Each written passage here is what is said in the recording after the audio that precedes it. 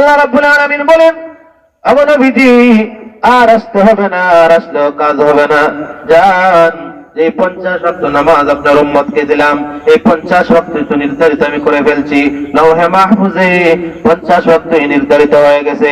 আপনার উম্মতেরা যদি এই 5 ওয়াক্ত নামাজ গুরুত্ব ইহতিমামের সাথে আদায় করতে পারে, আমি আল্লাহ তাদেরকে 50 ওয়াক্ত নামাজের সাবধান করব। পাশের ভিতরে আল্লাহ 50 ঢুকাইয়া দিয়েছেন।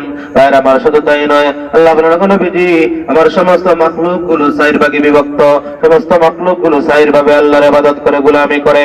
এক প্রকার মাখলুক হলো সব সময় দাঁড়ায় দাঁড়ায় আল্লাহ তাআলার তাসবিহ পড়ে, যেমন গাছপালা। কথা বলেন ঠিক কিনা?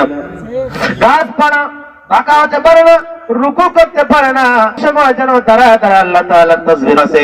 সমস্ত মাখলুক কিন্তু আল্লাহ তাআলার তাসবিহ পড়ে। আল্লাহ সূরা বনী ইসরাঈলের এক আয়াতের মধ্যে বলছেন, সমস্ত মাখলুক গুলো আল্লাহ তাআলার গোলামির মধ্যে লিপ্ত আছে। এক প্রকার মাখলুক সব সময় দাঁড়ায় দাঁড়ায় আল্লাহর তাসবিহ পড়ে, যেমন গাছপালা। আর এক প্রকার মাখলুক সব সময় রুকু অবস্থায় আল্লাহ তাআলার তাসবিহ পড়ে, যেমন জন্তু জানোয়ার। এমন ভাবে তারা আছে যেন রুকু করতেছে। কথা বলেন ঠিক কিনা? আরেক প্রকার মাখলুক হলো সব সময় তাশাহুদের সুরতে যে আমরা বসে থাকি, এইভাবে যেন আল্লাহ তাআলা তাসবিহ পড়ে। যেমন ব্যাঙ জাতীয় প্রাণী, ব্যাঙ এমন ভাবে বসে, আমরা তাশাহুদের সুরতে বসলে যেভাবে সেইভাবে যেন ব্যাঙ বসা। এক প্রকার মাখলুক সব সময় সিজদা অবস্থায় আল্লাহ তাআলা তাসবিহ পড়ে, যেমন সাপ বিচ্ছু সব সময় কপাল সিজদার মধ্যে লাগায় জমিনে চলাফেরা করে। আল্লাহ বলেন, ও নবীজি আমার সমস্ত মাখলুক গুলো যত সিস্টেমে আমি আল্লাহ তাসবিহ পড়ি, আপনার উম্মতের এক রাকাত নামাজের মধ্যে সমস্ত মাখলুকের তাসবিহের সিস্টেম আমি আল্লাহ ঢুকিয়ে দিয়েছি। শুধু তাই না, আল্লাহ নবী বিশ্ব নবী রাহমাতুল লিল আলামিন মেরাজ করেছেন। মেরাজে যাওয়ার সময় নবীজি বলেন, আমি দেখেছি আকাশে অসংখ্য গণিত ফেরেশতা আল্লাহ তাআলার ইবাদতে লিপ্ত। কোন ফেরেশতা দাঁড়ায় দাঁড়ায় কিয়ামের মধ্যে আল্লাহর ইবাদত করতেছে, কোন ফেরেশতা রুকু অবস্থায় আল্লাহ তাআলার ইবাদত করতেছে, কোন ফেরেশতা তাশাহুদের অবস্থায় আল্লাহ তাআলার ইবাদতে লিপ্ত, কোন ফেরেশতা রুকু সাজদা অবস্থায় আল্লাহ তাআলার ইবাদতে লিপ্ত। আল্লাহ বলেন, ও নবীজি আমার সমস্ত ফেরেশতারা যত সিস্টেমে ইবাদত করে, আপনার উম্মতের এক রাকাত নামাজের মধ্যে আমি সমস্ত সিস্টেম ঢুকাইয়া দিয়েছি। আমার সমস্ত ফেরেশতারা ইবাদত করে যে পরিমাণ সওয়াব হবে, আপনার উম্মতের এক রাকাত নামাজের মধ্যে সেই পরিমাণ সওয়াব আমি আল্লাহ ঢুকাইয়া দিয়েছি।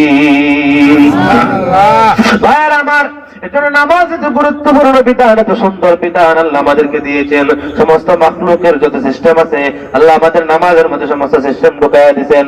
সমস্ত ফেরেশতারা যত পদ্ধতিতে ইবাদত করে, সমস্ত পদ্ধতি আল্লাহ এক রাকাত নামাজের মধ্যে ঢুকাইয়া দিয়েছেন।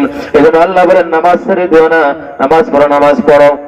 আমাদের গুরুত্ব বোঝানোর জন্য অসংখ্য আয়াত আল্লাহ জানা দিয়েছেন, আকিমুস সালাত, নামাজ কায়েম করো, নামাজ কায়েম করো।